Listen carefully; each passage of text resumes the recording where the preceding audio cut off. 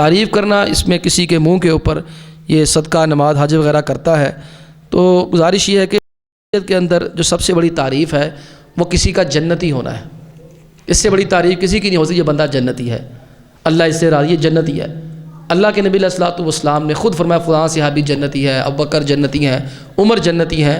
दुनिया में इससे बड़ी तारीफ़ कोई नहीं है। जो तारीफ़ करने की ममानियत है वो उसकी दो शक्लें हैं। एक तो उसमें हद से ज़्यादा तजावुज़ नहीं करना।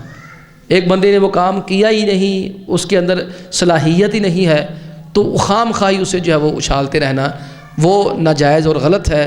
मुबालगा अमेज़ी करना, जो उसमें सिफ़ात है ही नहीं वो बयान करना। और दूसरा, वहाँ पर तारीफ़ करना मना है जहाँ ये अंदेशा हो अगर इस बंदे की तारीफ़ कर दी ना, इस बंदे ने ख़राब हो जाना है, तो लिहाजा उस बंदे की वहाँ मुँह के ऊपर तारीफ़ ना की जाए ताकि सबकी इस्लाह हो जाए।